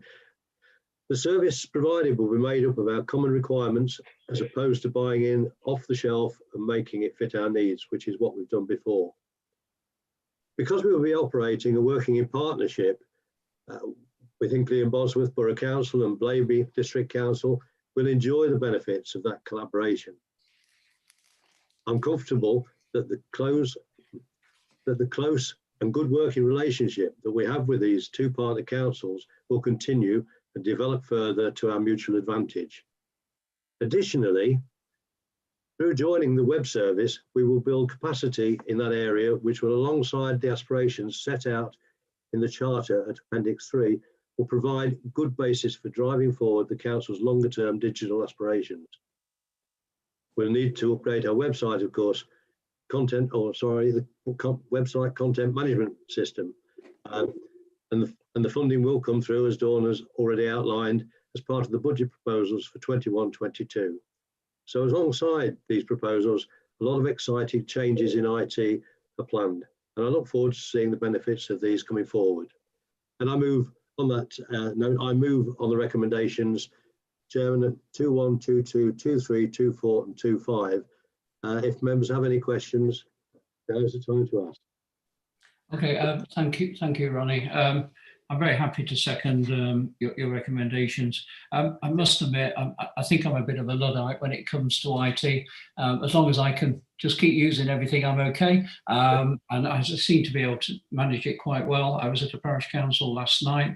One of the very more rural parish councils, Councillor Higgins, was there, so it gives a clue it was in his patch, but he does represent 1, 2, 3 parish councils, so I won't name which one it is, but I have to say they are really keyed up to IT, and it's just amazing how, take yourself back only 10 years, how the spread of IT has taken us all over. Dawn will remember when Malise was leader. I can remember a guy called Chris Stone, who was head of IT in those days, I think anyway, I can't remember quite his title, but he wanted £7,000 to spend on IT, and poor Councillor Graham just couldn't believe the size of the money he wanted. And he said, it never seems to stop. We'll pay out 7,000 now, and then in 6 months' time, they'll want another 7,000. And of course, it's right. But boy, oh boy, you imagine how a council would run without IT now. Certainly as a patch councillor, I've noticed over the years how my sort of local patch, especially on the county council, probably more so because it's such a widespread area, how that has fallen. And this is all due to IT, people being able to access directly through the website into whatever services they have an issue with or want to make a comment on. So happy to second that. I'm just looking, Councillor Higgins has got his hand up to speak. Yeah, no, it was just in support of this. I mean, with my professional background in this type of work, I can see certainly the value of it, and I think you put it eloquently, is probably as Councillor Graham has said it in the past, it sort of never ends at IT, but then just as Christmas time, a lot of people are buying the latest Xboxes and PlayStation 5s. In 3 or 4 years' time, it'll be the PlayStation 6 and the Xbox, whatever they want to call it then, and you know, IT is improving all the time. Our mobile phones are improving all the time, and now we can stream television straight through, you know, through our telephone lines rather than necessarily satellite dishes, and then it allows other providers. So that's how the public use IT, and obviously councils and organisations have to as well. Just the only thing I just wanted to draw out of the paper, which was, because Ronnie, you gave such an excellent account as well as Dawn there. I'm just really pleased that, you know, of the partnership working that's been going on here. And so it's not all down to Melton, because if it was all down to Melton to do this cost would be significantly more per user. But I think because I'm seeing here on page 63, 229 users for Melton, Blaby 341, Hinckley 499, it then actually makes it interesting for those people who are providing those services as well. And so it drives the economies of scale, and then obviously the average cost down. And then equally, as we're in partnership with it, it will help any disaster recovery planning as well. And obviously this council has had to do that previously, you know, with the fire a few years, well, it's over a decade ago now. So in terms of that, so great partnership working, great to be working in partnership with our fellow Leicestershire councils there. And so congratulations to you and the officers on that. And I do think obviously the other driver of it will help the service users, the officers, you know, if they do have any problems, it gets resolved a lot quicker than different partners saying it's, you know, passing it about all the time, and then that creates inefficiency as well. So very happy to support it, Ronnie. Thank you. Thank you, Lee. Thank you very much. Councillor Fair Jones has a hand up. Yep. Thank you, Leader. I was also going to speak about the partnership working, because I think it's really important that we work with partners, especially in the area of IT and new technologies. I just wanted to sort of support the report by saying that we are improving our technical vision in terms of how we're getting out to households and how many accounts people are opening. And we want to start to evolve what we're doing online for people, so they can, especially in times when they can't get out, can do a lot more interactive services and access to that online in their homes. So future-proofing our IT is really, really important, and making sure that we've got a system that's fit for purpose is key to us going forward and supporting the community and the general public. So to support that, Ronnie. Thank you very much. Members are not aware of anybody else wanting to speak, so I ask you to raise your hands in favour of 2122232425. All in favour? Ronnie, Alison, Alan, myself, Lee. So I turn to Democratic Services to confirm the motion, please. I was unanimously in favour of the recommendations. Thank you very much, Natasha. Moving on to the next item of business, and it starts with the word business as well. Business rates pooled in funding update, asset development programme phase 1. Invite Pranali Parikh, Director of Growth and Regeneration, to summarise the report, please. Thank you, Leader. This report proposes an asset development program for the Council's land and property assets. Our new corporate strategy made a commitment to delivering sustainable and inclusive growth for Melton, but particularly focusing on confirming plans and committing funding for developing our assets with again, a specific focus on generating income as well as providing housing and jobs growth. Now, well, as part of the work done so far, the regeneration team has worked on assessing the development potential of all our assets, assets with some potential to develop, and looked at what we can achieve, what the potential is for creating either homes, jobs, or community facilities. We also created a new corporate property and assets team earlier this year to give full focus on our corporate assets, but also for effective and efficient management with a view to generate better return and better income from our assets, with maximizing the use as well as value of these properties. These two work put together formed a basis for a funding bid earlier last year to the business rate pool program, and we managed to secure 500,000 of grant money from business rate pool of Leicester and Leicestershire Lab. Earlier again in the year, April this year, the Cabinet agreed the match funding of 375,000 to match with the $500,000 already received in grant funding. So together that helped us developing the asset development program, and this report proposes the phase 1 of this program by drawing funding from this business rate pool resource. Why we need to do this? Well, the key objectives for this whole program is to look at reducing revenue as well as maintenance and repair cost for our properties, but also looking at retaining and increasing income from these properties.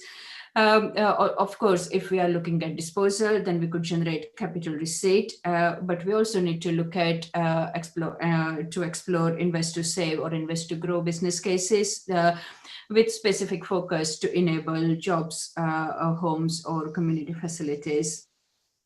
So the work done so far in terms of assessing the development potential, we looked at a fair few criteria across all our sites and properties. To look at the ease of delivery, to look at the best return of our investment, but also to look at the potential of those sites to deliver better and wider community and regeneration benefits. Based on that, the phase 1 program proposes development of two sites, which is Phoenix House and Cattle Market North.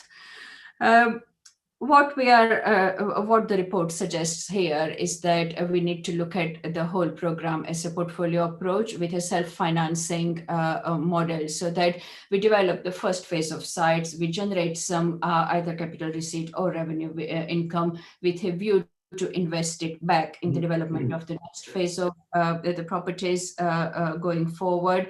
So it's a long-term development program, and what we are proposing here is the next set of activities for the next few months. So for Phoenix House, without going into too much detail because the report captures it all, but just as a reminder, Phoenix House is currently partially vacant and the outgoings are almost similar to the income generation. So it's not really achieving much financial benefits. It has potential to be developed due to its location. But also we need to consider the opportunity created by County Council a couple of other properties like Parkside and the Cove, which has created additional space for us to accommodate users and occupiers from the Phoenix House into those buildings. And that's how freeing up Phoenix House for development of housing or other development. What is proposed here for Phoenix House is to look at those relocation opportunities, put some money into developing feasibilities and design options for those other buildings where relocation could happen, and also consider development options in terms of whether council would want to look at direct development if the site is vacant and available for development in future, or a joint venture partnership, or the direct disposal and generating capital receipt. And the proposal is to come back to Cabinet for a next stage of approval in May next year.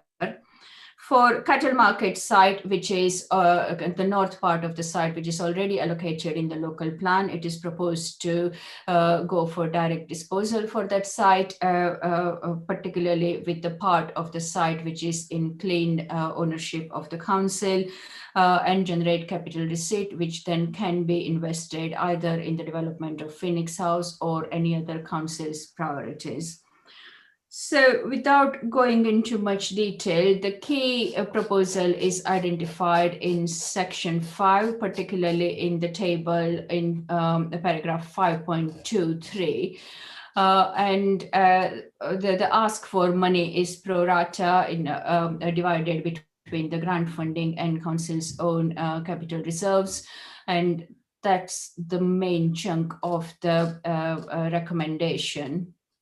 In the process, of course, we have talked to all the occupiers informally so far, but there is still a fair amount of work to be done.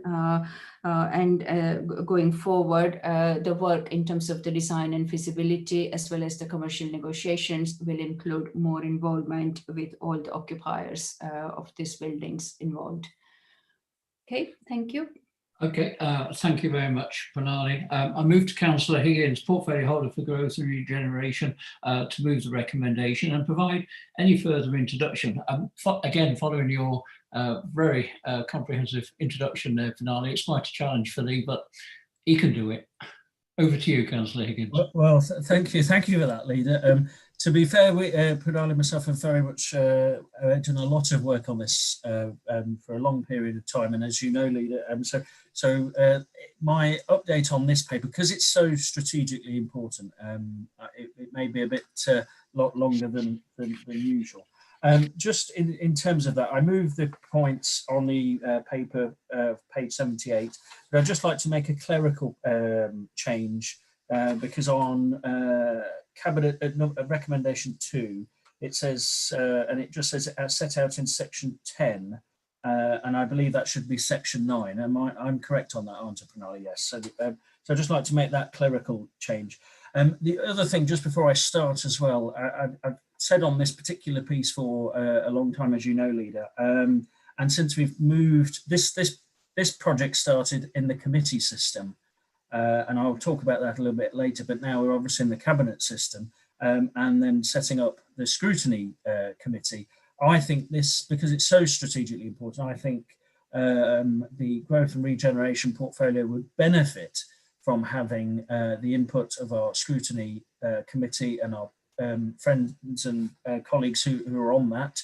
And I'll touch on that a little bit later. So I would like to certainly, or welcome the scrutiny to look at this with Councillor Cumbers and Binlos to look at this, namely for when we get some of the reports back of what do we want the sites to look like, what, as Pranali said, what are we, if we raise any capital asset, what is the council then likely to do with that? What are the corporate priorities we want to put that into?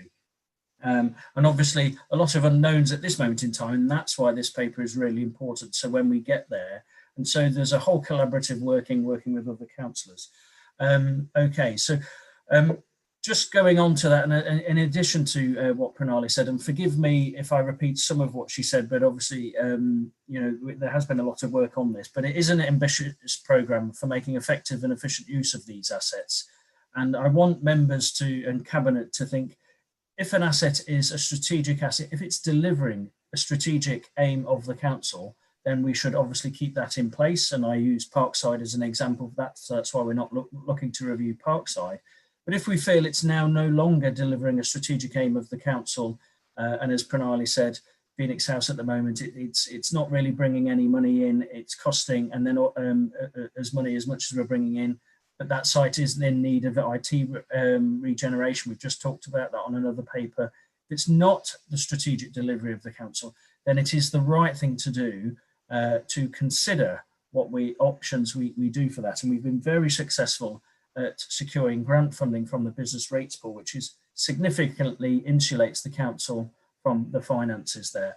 So we are adopting a cautious and incremental approach and using the external grant funding to double upon the benefit of our own investment.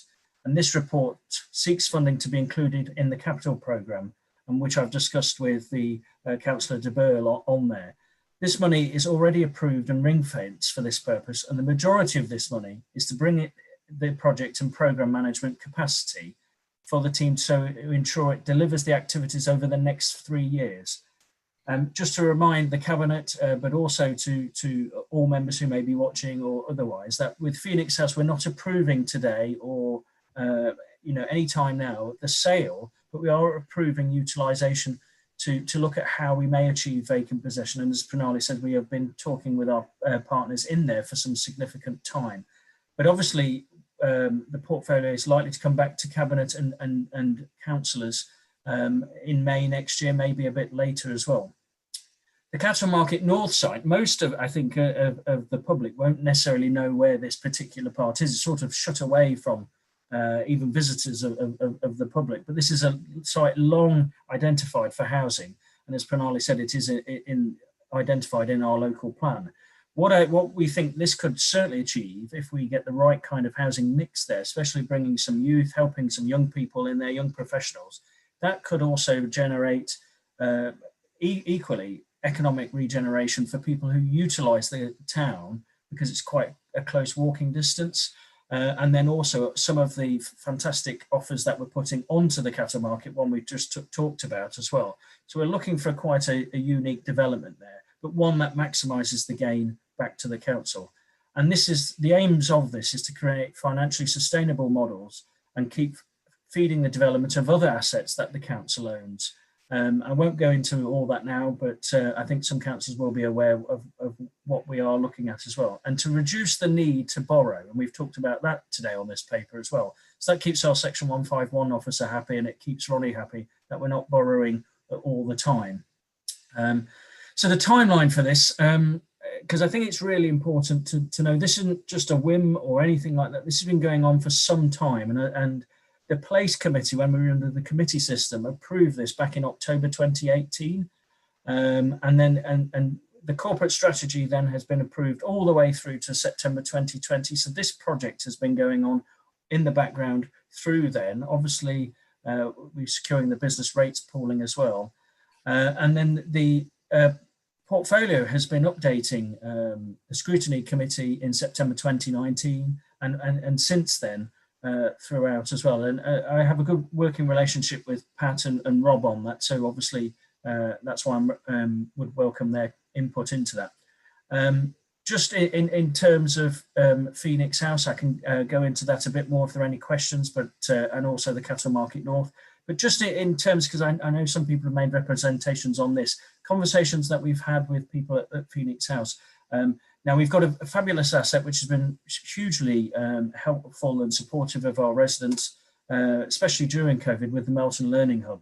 And it's not of this council just to chuck tenants out onto the street at all. And as Pranali says, we have worked with people who are in these buildings, because we're still a way off from any particular work on here. So we're giving them the advance notice in case we council approves to sell these sites in the future, should it be beneficial. But just on there, I know our officers have met with the manager of the Melton Learning Hub, Sarah Cox. That was on the 12th of October. And then Councillor Posnett, who I understand has got an official role with the Melton Learning Hub. They met on the 16th of October, and I believe the chief executive with James, Sarah and Pam met on the 2nd of November. And we will support the Melton Learning Hub, and we have already started that by measuring up, which has been a request of theirs, which is 410 square metres. And we're looking, obviously, trying to work with them if they need to find another site, should the authority take that move through. But this is working with our partners, with our tenants as well. But I think it is an extremely important paper to get. It's voted through, and then we can certainly see what the value is, and so we can start to achieve other aims that the members and the public have approved of through the corporate strategy. Thank you. Yeah, thank you very much, Councillor Higgins, and I'm very happy to second 2122, 23, 231, 232, 233, 234. Councillor Higgins, I think you mentioned this paper's effectively been running a long time. We gave a bit of a timescale, but I would suggest some of these projects have been running since 2008, actually, when Phoenix House got burnt down. And because even at that point in time, obviously that suddenly realised a new asset overnight. And also, but even the northern part of the cattle market was even vacant in those days, and that's all it's done, be vacant in all this time. So I have to say, well done to the cabinet system. Although, as Councillor Higgins rightly pointed out, it did start in the committee time. It's taken the cabinet system to really pick it up and run with this project. And this is a really positive work that Pranali's done, and also Councillor Higgins has done too. It is a good paper, and let's be honest, this is going to tease out certain opportunities for Melton Borough Council, which almost certainly will lead to a brighter and probably a more sustainable financial future. Now that has to be good, because Melton Borough Council does have to look to different ways of funding, and that's what this paper can do for us. It can find different ways of funding, different funding streams, so more commercially minded, which so many members have been chasing after for the last 2 years now, as Councillor Higgins will support me on that. So I'm happy to move that. I do have Councillor Pearson waiting to ask a question, Councillor de Burgh as well. Thank you, Joe. Thank you, Leader. I've got some questions because I'm a bit concerned, and I'll be quite honest. This is investigation. That's number one to look at. My questions are, when it comes down to properties and land or whatever, the worst thing you do is sell on the low, because you never get it back, and obviously that makes sense. My main concern is about the community centres. Is that they were strategic. The reason why I'm concerned is, commercially, I'm very a commercial person, but I've researched and been involved in projects where just one family receiving support and help and moving in the right direction can save the council tens of thousands of pounds in future investment and support, and that's difficult to quantify when it comes down to human service and etc. So I do feel that the Cove, Fairmead and the Edge are very important. I know they're not being used at the moment because of the COVID and also the situation, the LCC pulling some of the services. But strategically, while I was working with Keith Aubrey, we had plans to run programs from there. And we've had some very successful programs. It's reduced antisocial behaviour, which saves us money, etc. So we've got to really look at strategically how those work. It's hard to put a cost on it, but I do feel we need to be very careful of how we handle those centres.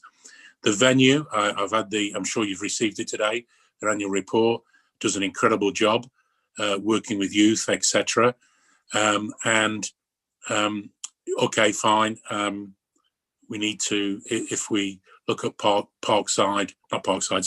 Phoenix House, how we move them, but we need to handle them with respect and work with them closely, because they provide a very, very good service in conjunction with the hub within Melton that provides a valuable service to young people. And again, it's hard to quantify people that go on to work, the ones that don't, and the cost to the services, social services, etc. So I just feel about this document, I think it needs more sort of commitment to those sort of issues. I understand the commercial side of it more than anybody. I run a business and it's been struggling and up and down with the COVID, but in reality, I've always felt very positive with Councillor Lee Higgins in regard to, the commercial side of a business that runs housing and a housing company, etc. And I think that's a good idea. I really do feel we need to really be careful. I mean, I would personally, my personal thing is that I'd prefer to hold on to things, build on them, control them, so long term that we get better than selling and developing or selling things over at a low market in difficult times. I know we're in difficult times, but I just concerned that it's not a knee-jerk reaction to COVID. But most of all, we're here. We've said it tonight. The first line of our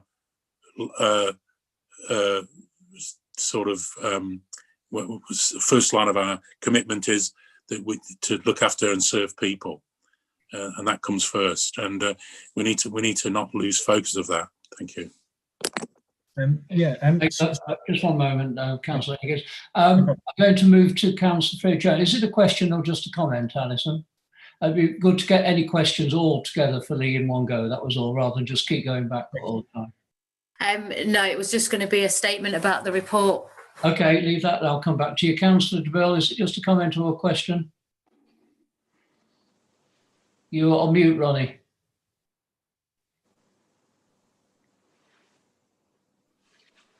Got it? Okay. Yeah, okay, yeah. No, Chairman, it's a supporting statement. Okay, leave that. Just before I'm going to invite Councillor Higgins, I just want to make comment to Alan myself, though, but I'm going to let Lee answer the detail. Simply can't be knee-jerk to COVID, Alan. You've already heard Lee say it started in 2018, this project. So it's not knee-jerk. But Councillor Higgins, you can answer in more depth, I'm sure. Just before, Alan, you said about the Cove and the Edge.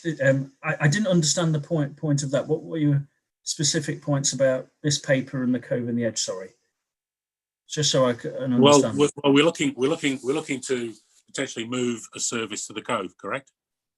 That's in the document. So correct. So that's in the document. That's your portfolio. Yeah, that's your portfolio. That's my portfolio, and I haven't been involved in depth in that, but to be truthful, we've talked a bit.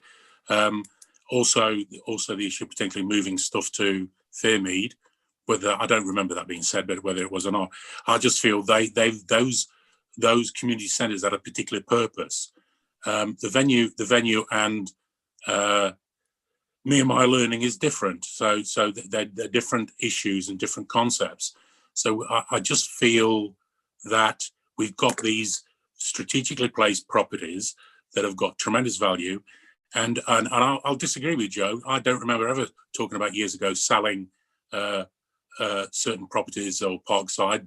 I've been here now for nearly 6 years, 8 years as a county councillor. We've talked about doing something with them, but in reality, this is property that's very valuable to us if we handle it right. You know, we've talked about potentially having the concept of a nursing home or a care home. I'm not sure whether, you know, do we want Melton full of care homes? I mean, I don't know. At the moment, the issue is in the past we've provided excellent services, and we've got a situation here where we're looking to move other services into these strategically placed 3 buildings that we own that aren't being used at the moment. That's not just down to COVID. It was prior to the LCC pulling services, which I disagree with. I fought it at the county council level. Now these areas haven't changed. If we mention Fairmead, Edgerton, let's look at the areas we're talking about. They need people in there doing the work. That will save us millions in the future. That's what I'm saying. So my concern is that we're looking at this without really. It's difficult to put a budget and etc. on people that we stop going into social service. So I can talk all day about this. I just think we need to look at that, and you know, the concept of moving the venues. You know, the venue is independent, but it does an excellent job with the hub. We can't ignore that. They've been around many years and do a good job. We've got Me and My Learning. That should be placed at Parkside. Why should it be placed at a centre that's been strategically designed for that community? I just feel that we're losing. Alan, because with Me and My Learning, why does it have to be just at Phoenix House? Because that's for the bit I'm not. Yeah.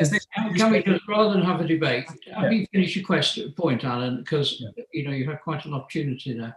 Yeah, the point is we've had strategic. Look, what I'm trying to say is we've got community centres that have been hit with the LCC moving out. I think they're there strategically. We still need, if we look at the crime rates, antisocial behaviour, we need them. I don't care what you say. My concern is we're not using them. I spent nearly 12 months with Keith Aubrey about planning and running programmes from there, knowing the LCC was to pull out.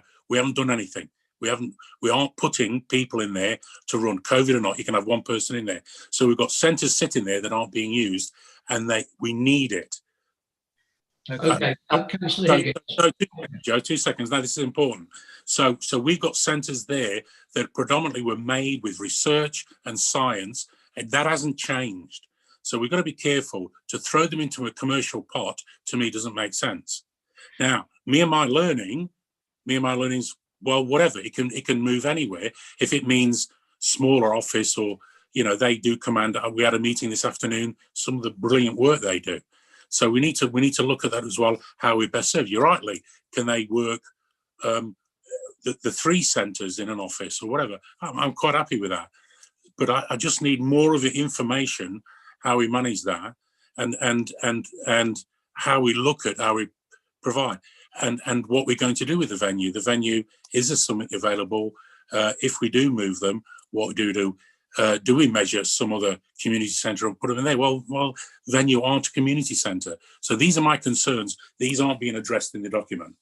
Okay, can I just make it clear? I was talking about the northern part of the cattle market, Alan, which has just stood empty since 2008 and before that as well. Councillor Higgins, if you could reply to Councillor Pearson, and I'll move on to Councillor Free-Jones. Okay, yeah, just to address some of Councillor Pearson's points is obviously with the community centres, that's for Councillor Pearson's portfolio to look at that, and working with Andrew Cotton on there.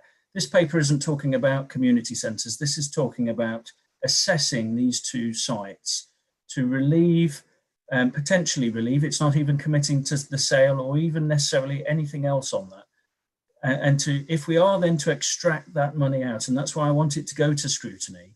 Now, Councillor Pearson has said about, a residential kind of setting.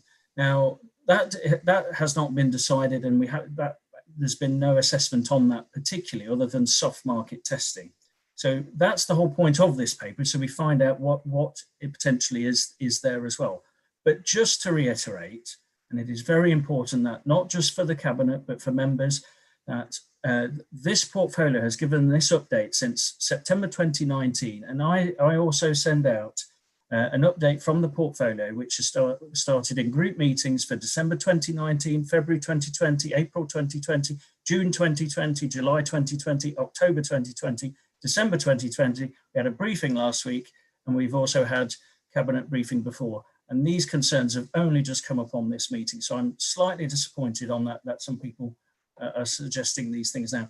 It is important what the paper is about, and not trying to review what it isn't about. And it isn't about what some of the conversations have gone on. Now, as I say, we either approve this and then look at these sites, or we just keep them there, and then they're costing the council money, and they're costing revenue, and then supporting services that it's trying to drive cannot then be realised, as you said, Leader. So it is important that when we've been giving these updates, to come with those concerns right there, not literally as we're just about to vote on here, because these are the first times I've heard these concerns from a portfolio holder. And just to reiterate, the Growth and Regen portfolio isn't making any decisions on what happens to community centres, because it's not our portfolio. Thank you. I can respond regarding what you've said, but I won't. We need to talk this person to person. But I'm not necessarily, some of the situations that come up is the first time I've heard them. So all the dates you've given me, let's go back and see where moving to these community centres have been put in place. That is not the case. And if you say that is, then I'm wrong. Then you're calling me a liar. Well, I'm not getting into this. I don't think this is the right format, though, Leader. Thank you. Okay. Can I ask Councillor Frew-Jones, please, to say her comments? Leader, apologies. Just before Councillor Frew-Jones comes in, if I may, could I just offer to ask the relevant directors just to pick up the queries that have been raised there, and obviously to develop and clarify any specification or consideration around the community centre. So we're happy to take that offline as officers and just liaise directly with the relevant portfolio holders on that point. So I'll ask the directors to do that on your behalf, Leader. Okay, thank you very much. And I'm sure Alan and Lee's okay with that. Now, who wanted to get to? Alison, yes. Sorry, Alison. So a very quick statement, because I know we're approaching the 6 o'clock time. Just a little hint. I've always been all the way along a little bit nervous about losing assets and land, because I've always said for the last few years, once you lose something, you can't get it back.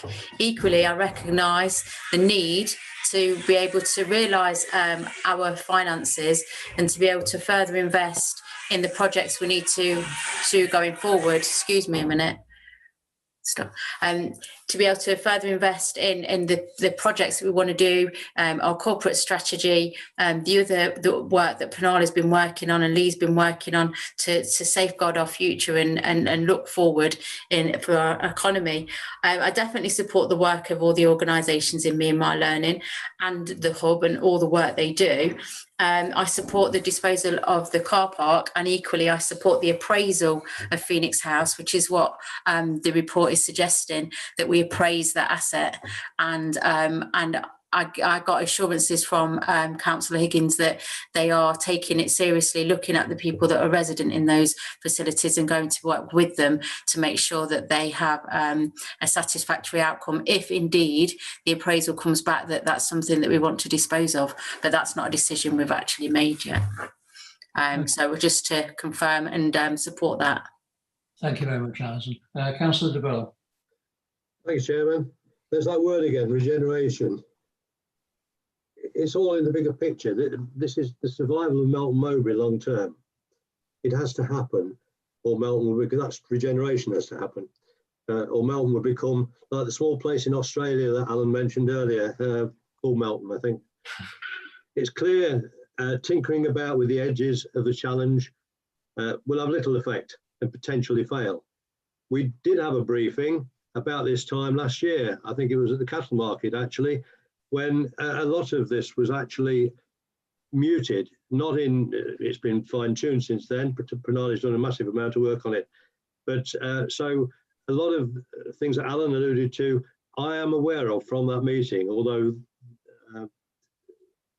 it was a long time ago. So the time is now. We've got to think out of the box. We've got to grasp the metal. And part of the process is to get our house in order, to maximise on assets, including disposing of anything that's a burden. It's essential. Anybody, any business has to do that. We must not be afraid. I respect Alan's concerns, but from prosperity will come better services for everything. I totally sympathise with what Alan's saying. I mean, the problems with antisocial behaviour are all over the borough. Certainly in Asperby we get a share of it. And it's difficult to deal with and difficult to know how to deal with it. I don't have much knowledge of how the hub and other places have worked in the past, and they've been closed for the last 12 months pretty much. But we do have to get hold of this situation, this problem. We do have to do this proper assessment and evaluation, and we do have to realise any assets that we can realise to turn them into prosperity for the future. If we don't, we will finish up like that little town in Australia. Thank you. That's all I can say. I support the motion. Thank you. Councillor Higgins, have you got any final statement? No, and I think it's just as Councillor de Burle and Councillor Freer-Jones said, this is just to, the evaluation of these assets. Today is not approving any sale at all. And it's also to reassure that people are being worked with as well. If the specifics concerns around in its Phoenix house where it predominantly seems to be, and while I understand on some of the tenancies that are in there, it is an asset that's only half full. So one of the options could be fill the other half up, but as you said, since 2008 it just has not done that, and so we're still paying for an empty half a building, and as I say, it's not driving any value to the council, and that building is slowly degrading all the time, and so it's going to create even more investment that's going to be needed so in the future. So I think you're certainly getting the assurances from me, and as I said before, because I want to self-refer it to scrutiny, because it's these concerns, teasing out these issues which Alan has raised, that will come on the scrutiny part on that process, because no one's being served notice today or tomorrow or next month. And through that, and then working on that, and then looking at the other sites, which obviously are in Alan's portfolio as the HRA, if they are workable, then yes, we can look at that. If they're not, then we can look at other things. And I think it's going back to what Ronnie said. If you appreciate the asset and then let's say we liquidate it, and I'm going to pick £1 million out of the air at the moment, you might want to use some of that capital receipt to put that support into something such as the Mere My Learning or the venue or whatever, because obviously we do understand there is a value in reducing antisocial behaviour. And to be fair, there was no one during COVID where, other than myself, I've been speaking to Aisha on loads of occasions. So I'm a big advocate for Mere My Learning, especially what they've done here. So it's not a case of closing a service or whatever, but it's trying to find the maximum use of all our assets. Okay, thank you very much. Just like to say for Councillor Cumbers, that's right. I'm aware that actually she spoke to Pranali a few weeks ago, or Pranali spoke to Councillor Cumbers, not quite sure which way around it was, but about this going to scrutiny. Councillor Higgins has already said this is going to go to scrutiny today. Also, I spoke to Chris Fisher yesterday at a regular briefing. Not Chris Fisher, Chris Evans, sorry, Chris. Chris Evans yesterday with the company of the chief executive, and he also asked for it to go to scrutiny. So there is a swell for it to go to scrutiny. I'm sure everyone is quite happy with that. I have checked the scrutiny timetable. I've also spoke to Councillor Cumbers today, and obviously following a request some weeks ago, she's more than happy to take it on. So we look forward to that. But like I say, the northern part of the cattle market, and massive opportunities there, and I'm sure you'll agree with that. Now we do move to the vote. I ask you, for those in favour, to raise their hands, please. Myself, Ronnie, Alison, Councillor Higgins. Anyone against? Anyone abstaining? Are you abstaining, Alan? Are you muted, Alan? He's raised his hand. No, I've raised my hand because it is still consultation phase, and Leah's agreed. He's told me that we're still going through. It's going to scrutiny, so we can still discuss it. So I'm happy with that. You are excellent. Initial stages. Thank you. Okay, so I turn to Democratic Services, please, to lead us on the outcome of the voting, please. Can I just clarify then that Councillor Pearson was voting in favour of the recommendations? That's my understanding, yes. Yes. Yeah. So unanimous, yeah? Okay, so it's unanimously in favour of the recommendations then. Thank you. Thank you very much. Good debate. So thank you for that, members. Now, an interesting paper here, the Melton Sports Village Tennis Facility. Now, it is my intention, obviously local democracy is based on openness, and that's how I'm sure we want to do this, to keep it in at the open forum. So the intention is to remain in public session and members to refrain from referencing the information contained in the exempt appendix 2, which you all have, of course. Now, what I would like is, members, are any of you intending to move into Appendix 2 at all at this moment? Lee's saying no, Ronnie's saying no, Alison's saying no, and also Anna's saying no. Okay, so Democratic Services, Natasha, we will stop in public forum. Kieran, I look to you. If you believe we're beginning to stray over, just butt in, shall we say, really quickly. So obviously our legal advisor will tell us if we've just gone too far. So Melton Sports Village Tennis Facilities Improvement, also something that's been talked about a long while. Andrew, Director for Housing and Communities, to summarise the report, please. Thank you, Leader. Good evening, everyone. So this report for Cabinet's consideration is in relation to the provision of tennis facilities at the Melton Sports Village. Following your report to Cabinet in September 2019, which advised of the need for investment in the site due to deterioration of the playing surface, actions were authorised by Cabinet, and that was in terms of both clarifying the funding arrangements of the investment required and also assurances around the financial sustainability of tennis provision at this site, which is, of course, a council-owned asset. So since that date, working closely with Melton Mowbray Tennis Club, the council's sports team has secured grant funding of just under £39,000 and has clarified the investment that the tennis club is able to make, which includes significant fundraising activities that have been undertaken by the club. Of course, full detail is included in the report and in the appendices, but this has reduced the level of investment needed by the council from an anticipated £40,000 to £9,400 as part of an overall investment package to cover not only the capital works but also the project management costs. In addition, working in partnership with council officers and the Lawn Tennis Association, the tennis club has provided a maintenance plan covering the use of sinking funds both for court replacement in the future and other ongoing yearly maintenance. On that basis, the report asked Cabinet to consider seeking council approval to add the project to this year's capital programme, and in doing so, that will allow the works to finish in time for the start of the new tennis season in April 2021.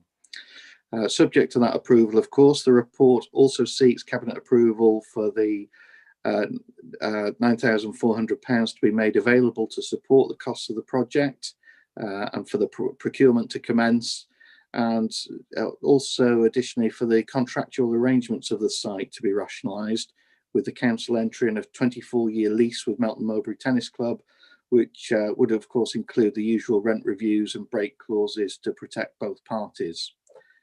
Thank you, Leader. Thank you, Andrew. Now I do turn to Councillor Alan Pearson, Portfolio Holder for Housing and Communities, to move the recommendations and provide any further introduction. Yeah, I think first of all, I'd just like to move this. I'd just like to also thank Lee, who's done a lot of work on this as well on the other side, regeneration. I think this is excellent moving forward, and again provides a valuable service to people within the community. Although it's tennis, it makes a bit of a racket, forgive the pun, but in general, it's we've worked on this for quite a while, and I think it's a great result. And I'd like to thank to everybody involved. Well done. Thank you.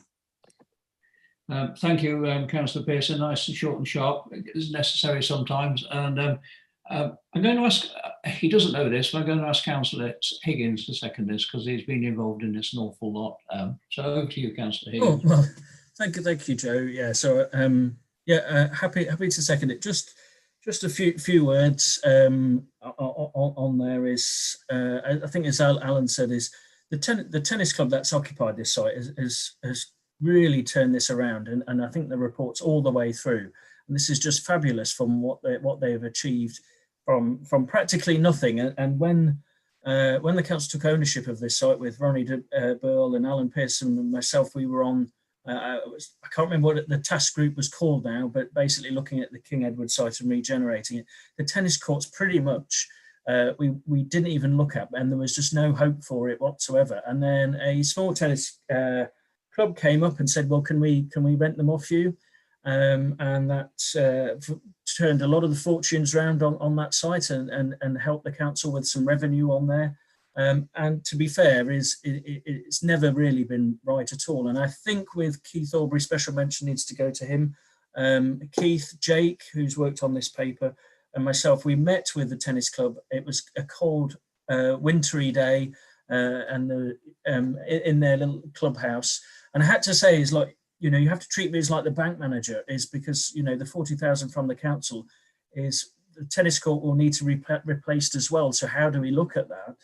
And I think from memory serves me, I said, how much have you raised? And they said 15,000. And this can't be more than a year ago. And now they've got raised 35,000. So the confidence that we have in this club, and well done to them and all the young kids that play on there, the parents, the adults. And I understand they send some of their pupils over to America to get trained as well. So that's good for Melton. Alan has been full-hearted but in support of this, and I know in a previous one there was Ronnie, who literally is the bank manager when we were trying to raise the money, and I won't steal any thunder from him of how he does it, but this is absolutely the right way of how council and private partnership with the tennis club can really achieve something. It's taken a lot of the liability off the council. We're going to get a brand new tennis court set, and it's going to be for 24 years. It's got a long-term plan now. And then at the end of the 24 years, I think there will be a sinking fund, which will make sure that there is something there in 24 years' time. So the council is never in this position where it has a dilapidated court and no money to put in. So it's a good story all around, this is. Thank you very much. Councillor de Bell. Thank you, Chairman. Yes, I can only echo what Councillor Higgins just said. It's a good story. Initially, we were looking at, I think, being asked for about £40,000 contribution to it. That is now down to about eight or thereabouts, I think. It's a massive credit to the community that they've worked together, and to the council that they've worked together so well and taken advantage of resources and funding that comes from outside. The tennis club have worked on it hard to generate support from all sorts of areas as well as internally. And we finish up with an asset, as Lee said, that is going to be a usable, credible asset in 25 years' time. And at the moment, well, not at the moment, but when we first looked at it, last on that cold, wet day that Lee referred to, it was a tip. You would never thought anybody wanted to play tennis on it. The nets sagged, and it was a sorry sight, wasn't it, Lee? Anyway, yes, I support it. I think it's good. It's good that the community and the council can work together on matters like this. Win-win. Thank you very much. I'd just like to say, keep it really short, actually, but this is a great story, isn't it? It really is a great story. Working with the community to end up with a conclusion like this. Again, congratulations to all the officers, and again, if Andrew, if you could pass on my thanks to the team. Congratulations to Councillor Pearson for leading on this, and also Lee leading on it too as well. Great win. It's a win-win, isn't it? Let's be honest. The community win, we win. So it's an absolute win-win, this paper is. So thank you very much. We move to, Alan has move the order paper 2122, 23, 231, 232, 233, 234. Councillor Higgins has seconded it.